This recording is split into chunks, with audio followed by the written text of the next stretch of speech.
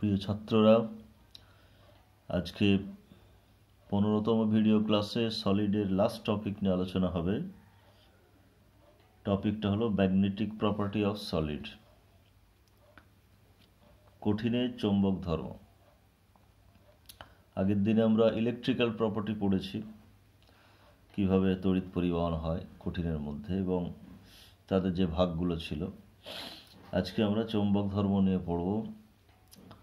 তো চৌম্বক ক্ষেত্রের মধ্যে কোনো পদার্থকে রাখলে, কঠিন পদার্থকে রাখলে তার যে আচরণ হয়, সে আচরণের ভিত্তিতে এটাকে 5টা ভাগে ভাগ করা হয়।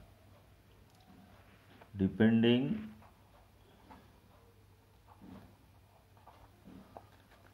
upon their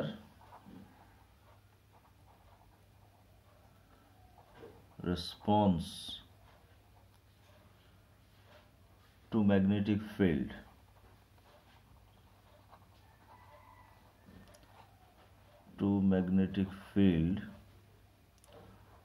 solids are divided into 5 categories.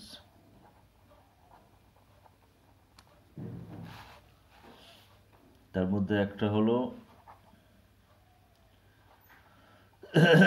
diamagnetic solid, next paramagnetic,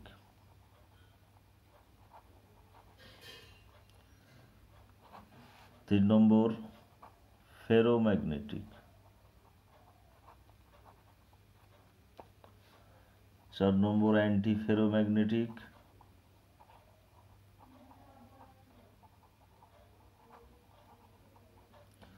আর 5 নম্বর হলো ferrimagnetic.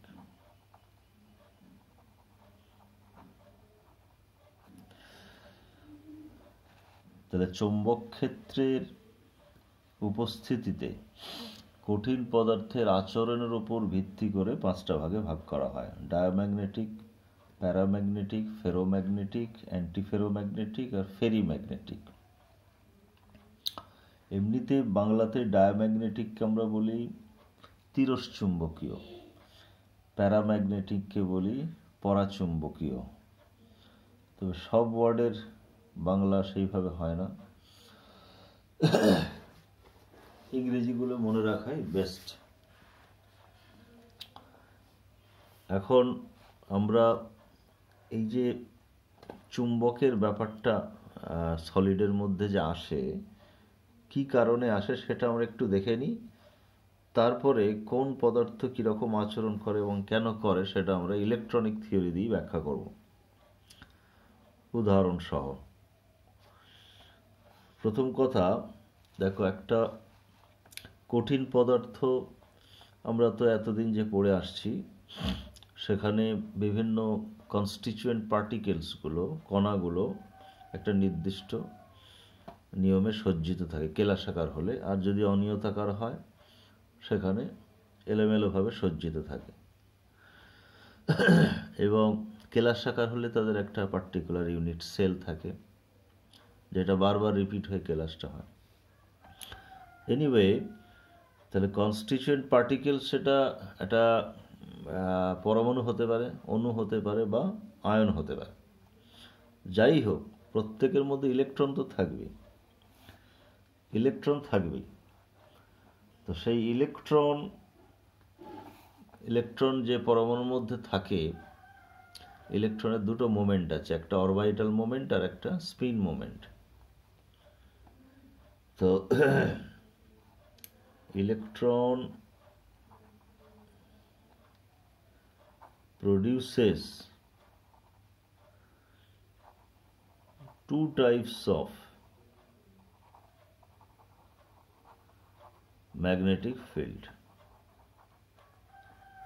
One is orbital, two is spin. অর্থাৎ এটা যদি ধরো নিউক্লিয়াস হয়, নিউক্লিয়াস, একে কেন্দ্র করে ইলেকট্রন ঘুরছে এইদিকে, এর দরুন এখানে একটা ম্যাগনেটিক ফিল্ড তৈরি হবে। এটা ফিজিক্সের নিয়ম অনুসারেও যদি কোনো চার্জ পার্টিকেল মুভ করে একটা ইলেকট্রিক লুপ তৈরি হয়ে এই একটা ম্যাগনেটিক ফিল্ড তৈরি করবে, যার ডাইরেকশনটা অ্যাক্সিস বরাবর হবে, যে অক্ষ বরাবর ঘুরছে। আবার electron at the same time নিজের অক্ষের চতুর্দিকে ঘুরছে লাট্টুর মতো। তাহলে ইলেকট্রন যদি এটা হয়, এটা অক্ষ ধরো, তাহলে সে এইভাবে ঘুরছে, এটা ইলেকট্রন, এটা তার স্পিন, আর এটা অ্যাক্সিস বা ম্যাগনেটিক মোমেন্ট। অ্যাক্সিস বরাবর ম্যাগনেটিক মোমেন্টটা তৈরি হবে। এখানেও তো এটা ম্যাগনেটিক মোমেন্ট, ম্যাগনেটিক মোমেন্ট। এটা নিউক্লিয়াস, এটা ইলেকট্রন। পৃথিবীর যেমন দুটো গতি আছে, আহ্নিক গতি, বার্ষিক গতি। সূর্যের চারদিকে ঘুরছে, আবার নিজের অক্ষের চারদিকে ঘুরছে। ইলেকট্রনও সেই রকম। তাহলে ইলেকট্রন যখন নিউক্লিয়াসকে কেন্দ্র করে ঘুরছে, চার্জ পার্টিকেল হওয়ার জন্য একটা ম্যাগনেটিক ফিল্ড তৈরি করছে। তার দরুন একটা ম্যাগনেটিক মোমেন্ট তৈরি হচ্ছে, যেটাকে বলে অরবিটাল ম্যাগনেটিক মোমেন্ট। আর ইলেকট্রন যখন নিজ অক্ষের চারদিকে ঘুরছে লাট্টুর মতো স্পিন, সেখানে তার দরুন যে ম্যাগনেটিক মোমেন্ট তৈরি হচ্ছে সেটাকে বলে স্পিন ম্যাগনেটিক মোমেন্ট। তো আমরা জানি অনেক ক্ষেত্রেই আমরা ক্যালকুলেশন সহজ করার জন্য না একটা সলিডের মধ্যে বা যে কোনো পরমাণুর মধ্যে নেট যে ম্যাগনেটিক মোমেন্ট হবে সেটা এই দুটোর সমষ্টি। এই দুটোর সমষ্টি। অনেক ক্ষেত্রে কি হয়, অরবিটাল ম্যাগনেটিক মোমেন্টটার অবদান নেগলিজিবল হওয়ার জন্য আমরা শুধু স্পিন ম্যাগনেটিক মোমেন্টই ক্যালকুলেশন করি, এবং স্পিন অনলি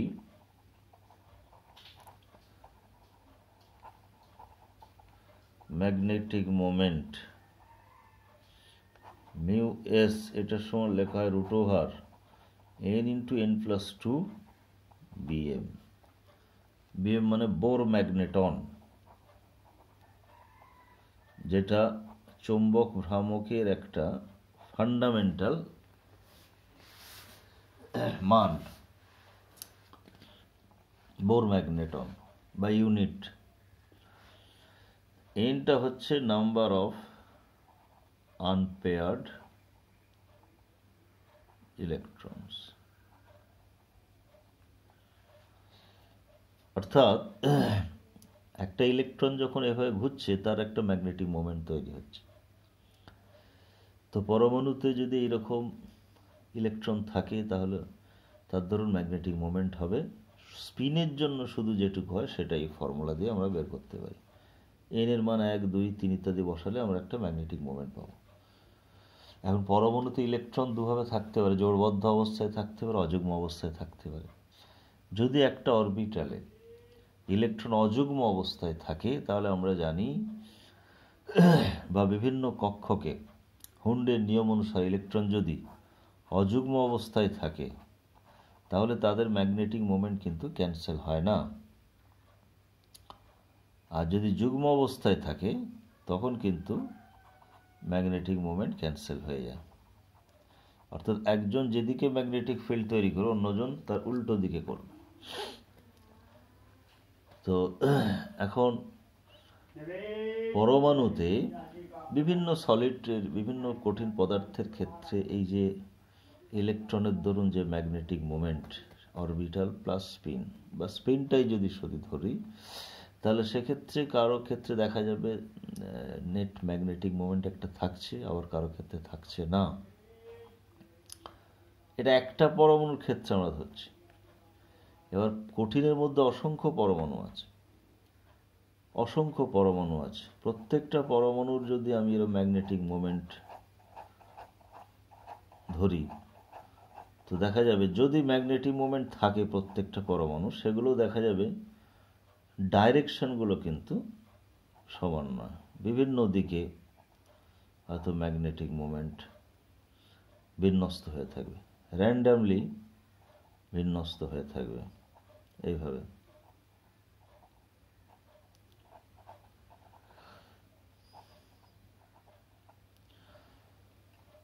ফলে দেখা যাবে নেট কোনো ম্যাগনেটিক মোমেন্ট এর মধ্যে আসছে না।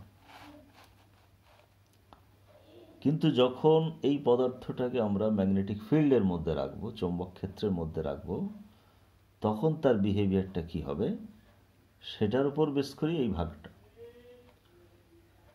তাহলে এমনি কঠিন পদার্থের মধ্যে অসংখ্য পরমাণু থাকে, পরমাণুর মধ্যে ইলেকট্রন থাকে, ইলেকট্রনের দুটো মোমেন্টের জন্য ম্যাগনেটিক মোমেন্ট আসছে, দুটো স্পিনের জন্য কি বলে মোশনের জন্য ম্যাগনেটিক মোমেন্ট আসছে, এবং সেই ম্যাগনেটিক মোমেন্টগুলো র্যান্ডামলি ওরিয়েন্টেড থাকে। তার ফলে ইলেকট্রিক ফিল্ডের ইন দ্য অ্যাবসেন্স অফ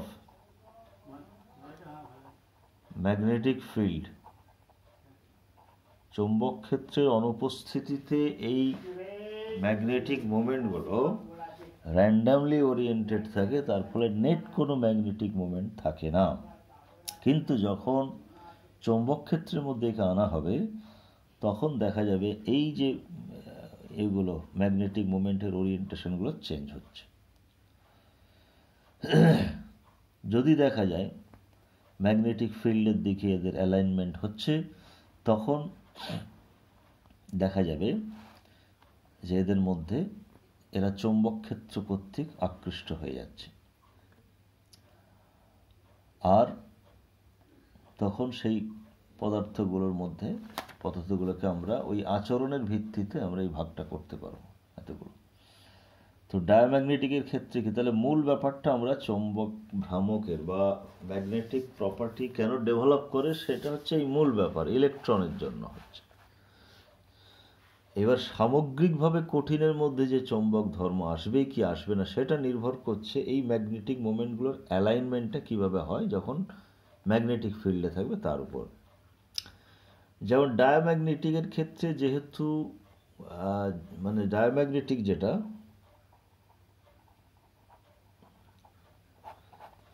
এদের মধ্যে কোনো আনপেয়ার্ড ইলেকট্রন থাকে না, এরা repelled by magnetic field, no unpaired electron, সব পেয়ার্ড হওয়া মানেই তাদের ম্যাগনেটিক ফিল্ডগুলো ক্যান্সেল হয়ে যাচ্ছে, তারা কোনো ম্যাগনেটিক মোমেন্ট থাকছে না। তার ফলে চৌম্বক ক্ষেত্রে উপস্থিতিতে এদের আর কোনো অ্যালাইনমেন্টের প্রশ্নটা আসছে না, এদের কোনো ম্যাগনেটিক মোমেন্ট নেই, ক্যান্সেল হয়ে যাচ্ছে। তার ফলে আলটিমেট কোনো ম্যাগনেটিক মোমেন্ট এদের মধ্যে পাওয়া যাচ্ছে না, এরা চৌম্বক ক্ষেত্র দিয়ে বিকর্ষিত হচ্ছে। উদাহরণ NaCl, water, zinc, Cu+ ion ইত্যাদি, এরা হচ্ছে ডায়াম্যাগনেটিক। জিঙ্কের মধ্যে আমরা জানি কোনো আনপেয়ার্ড ইলেকট্রন নেই, Cu+ আয়নের মধ্যে কোনো আনপেয়ার্ড ইলেকট্রন নেই। আবার অণুর মধ্যেও তার বিন্যাস থেকে বোঝা যায় আনপেয়ার্ড ইলেকট্রন আছে কি নেই। এটা গেল diamagnetic.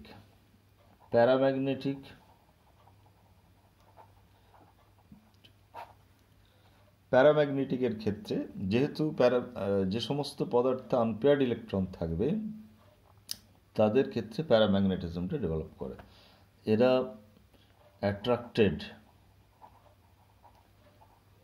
Attracted by magnetic field, চৌম্বক ক্ষেত্র দিয়ে আকৃষ্ট হবে, কন্টেইনস আনপেয়ার্ড ইলেকট্রন, বিজোড় ইলেকট্রন থাকবে এদের মধ্যে, তবে loose there magnetic property in the absence of magnetic field. তার মানে যখন ম্যাগনেটিক ফিল্ডে রাখা হবে তখন এই যে ওরিয়েন্টেশনগুলো র্যান্ডামলি ছিল সেগুলো অ্যালাইনমেন্ট হবে চৌম্বক ক্ষেত্রের দিকে, তাতে করে ওদের একটা নেট ম্যাগনেটিক মোমেন্ট পাওয়া যাবে এবং সেক্ষেত্রে তারা চৌম্বক ক্ষেত্রের দ্বারা আকৃষ্ট হবে। কিন্তু যখনই চৌম্বক ক্ষেত্র সরিয়ে নেওয়া হবে in the absence of magnetic field, তখন কিন্তু আবার সে আগের অবস্থায় ফিরে চলে যাবে, র্যান্ডাম অ্যালাইনমেন্টটা নষ্ট হয়ে যাবে। তো তাহলে প্যারাম্যাগনেটিক হতে গেলে আনপেয়ার্ড ইলেকট্রন থাকতে হবে, সে পরমাণুতে হোক, মৌলের মধ্যে হোক, যৌগের মধ্যে হোক ইত্যাদি। প্যারাম্যাগনেটিকের উদাহরণ কি হবে? যেমন ধরো অক্সিজেন অণু প্যারাম্যাগনেটিক। গ্যাসীয় অবস্থায় আমরা বুঝতে পারবো না, অক্সিজেনকে যদি লিকুইড করা হয় দেখা যাবে চুম্বক দিয়ে আকৃষ্ট হচ্ছে। এছাড়া সোডিয়ামের মধ্যে আনপেয়ার্ড ইলেকট্রন আছে আমরা জানি। নাইট্রিক অক্সাইড যে অণু, এর মধ্যে আনপেয়ার্ড ইলেকট্রন আছে। কপার সালফেট ইত্যাদি, এগুলো উদাহরণ কিছু মনে করে রাখতে হবে, এরা প্যারাম্যাগনেটিক। আচ্ছা, এরপর যেটা ফেরোম্যাগনেটিক।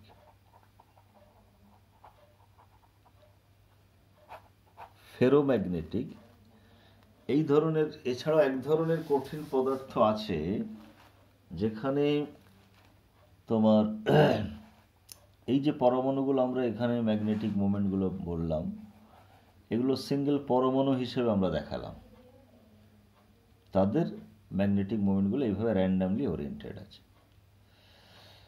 এক ধরনের কঠিন পদার্থ আছে যাদেরকে আমরা ফেরোম্যাগনেটিক বলছি, সেখানে এক একটা ডোমেইন আছে। এগুলোকে বলা হয় ডোমেইন, অঞ্চল। এই ডোমেইনে কতগুলো গ্রুপ অফ অ্যাটমস থাকে, মানে কিছু সংখ্যক পরমাণুর একটা গ্রুপ থাকে যাদের একটা ম্যাগনেটিক মোমেন্ট একই দিকে অ্যালাইনমেন্ট হয়ে আছে, সেটা ধরো এইরকম হয়ে আছে। আবার এটা একটা ডোমেইন, বেশ কিছু অ্যাটম নিয়ে তৈরি হলো, তাদেরটা হয়তো এইভাবে আছে। আবার এটা একটা ডোমেইন, সেখানে ধরো এই দিকে এইভাবে আছে হয়তো, আবার একটা হয়তো এইভাবে আছে। এটা in the absence of magnetic field.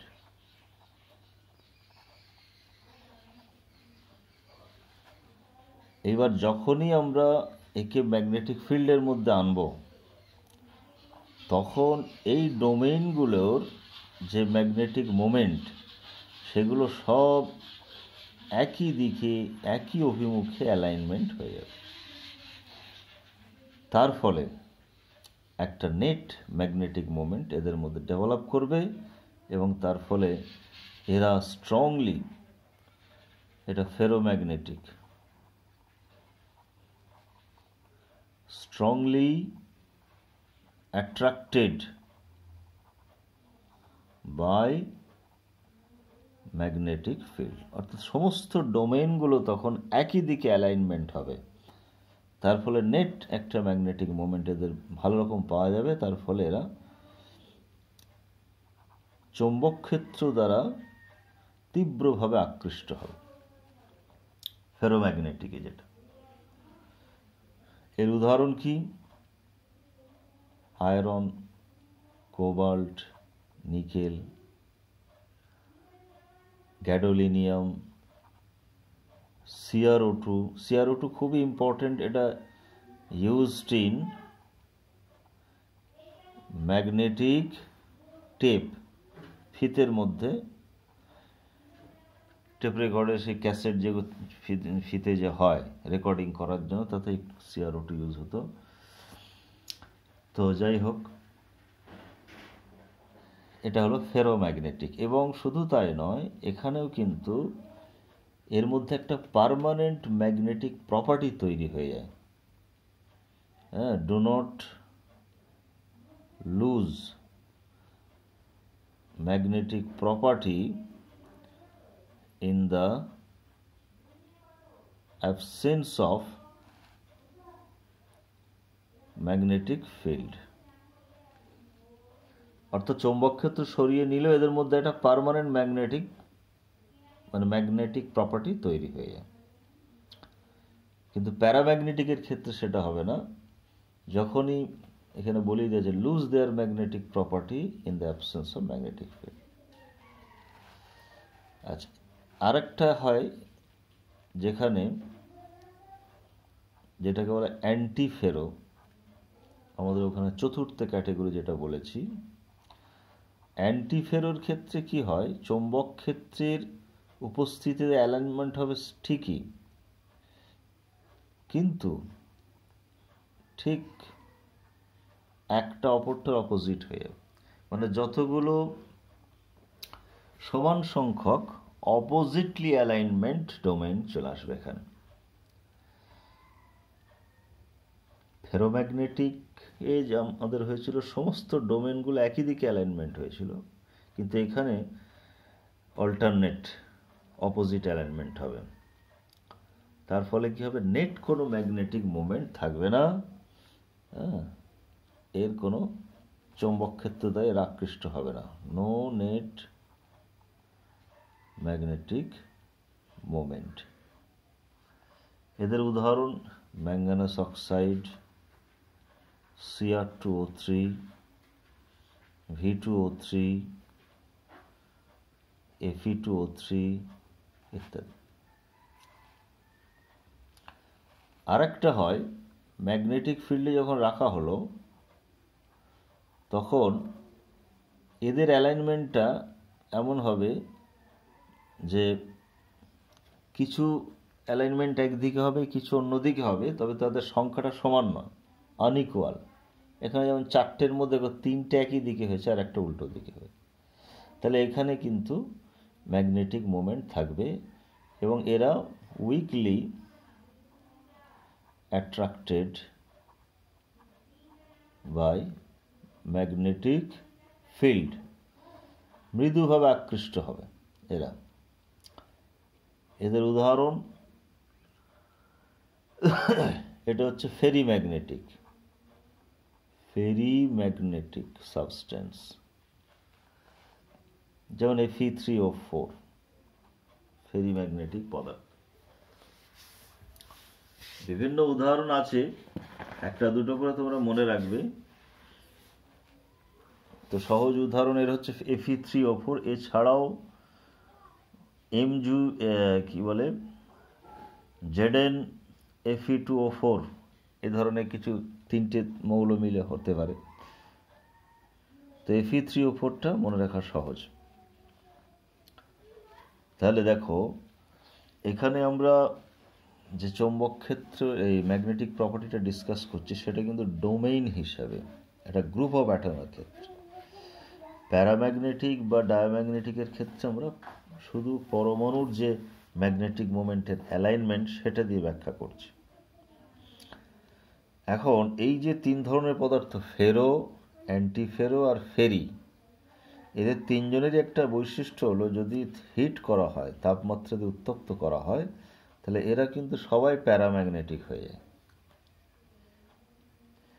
তাপমাত্রার প্রভাবে, মানে উচ্চ তাপমাত্রায় উত্তপ্ত করলে ফেরো, অ্যান্টিফেরো এবং ফেরি সকলেই কি হয়, প্যারাম্যাগনেটিক সাবস্টেন্সে কনভার্ট হয়ে যায়।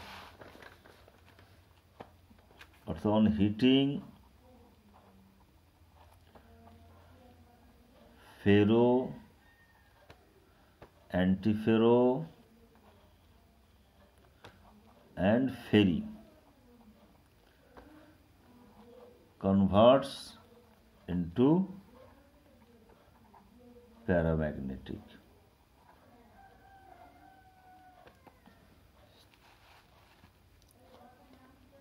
যেমন ধরো তোমার Fe3O4, যেটা উদাহরণ একটা, যেটা আমরা লাস্টে বললাম, Fe3O4 যে হচ্ছে ফেরিম্যাগনেটিক, একে যদি 850 কেলভিনে উত্তপ্ত করা হয়, এটা তো ফেরি,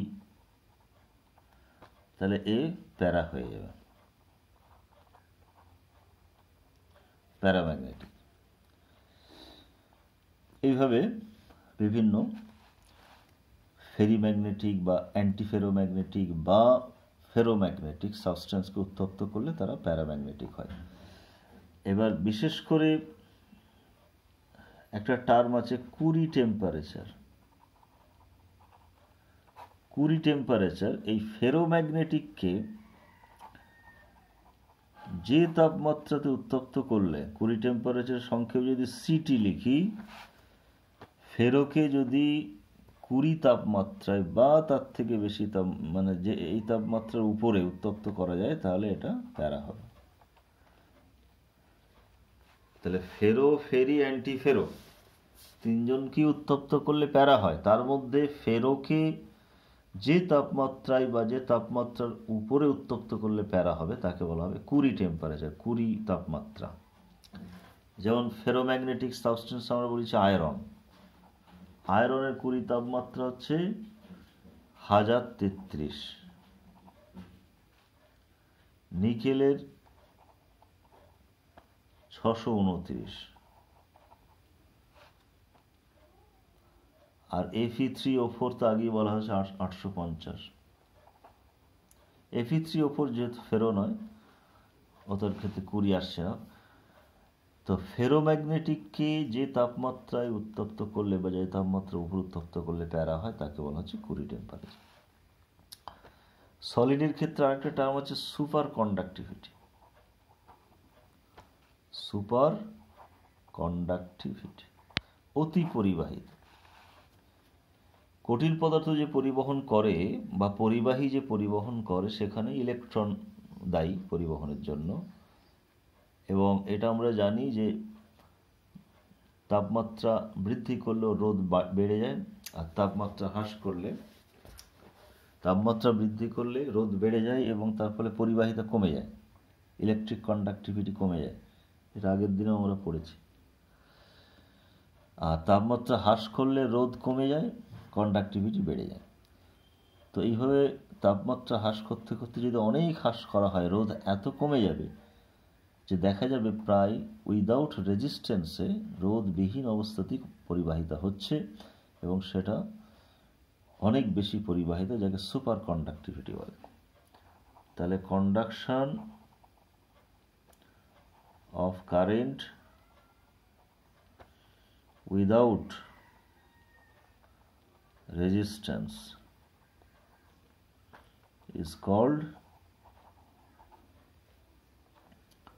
superconductivity.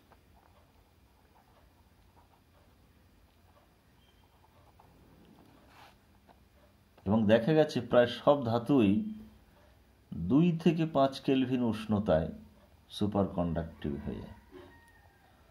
Almost all metals become superconductor, অতি পরিবাহী, at 2 to 5 Kelvin temperature, যেটাকে আমরা বলি liquid helium temperature. Liquid helium টেম্পারেচারে যদি পৌঁছানো যায় তাহলে মেটালগুলো সুপার কন্ডাক্টর হয়। যদি এটা খুব কস্টলি ব্যাপার, অত লো টেম্পারেচার ক্রিয়েট করা খুব কস্টলি ব্যাপার। লো টেম্পারেচার এটাকে আমরা ক্রায়োজেনিক টেকনোলজি বলি। তো যাই হোক, এগুলো কিছু এরকম সংজ্ঞা আছে, সেগুলো তোমাদের করতে হবে। তাহলে ম্যাগনেটিক প্রপার্টি আমরা চৌম্বক ক্ষেত্র আচরণের ভিত্তিতে কতগুলো ভাগ করা হয় সেটা আমরা দেখলাম, এবং তাদের ইলেকট্রনিক যে ব্যাখ্যা সেটাও আমরা দেখলাম। এখানে মেনলি তোমার সংজ্ঞা আছে, উদাহরণ আছে, আর ওই অ্যালাইনমেন্টগুলো সম্পর্কে একটু আইডিয়া রাখলেই হয়ে যাবে, এছাড়া আর বিশেষ কিছু নেই। তাহলে মোটামুটি আমরা এই ম্যাগনেটিক প্রপার্টি শেষ করলাম। এরও আমি একটা 3D ভিডিও তোমাদের দিয়ে দেব। আর এই সঙ্গেই আমাদের কিন্তু সলিড শেষ হয়ে গেল। Thank you.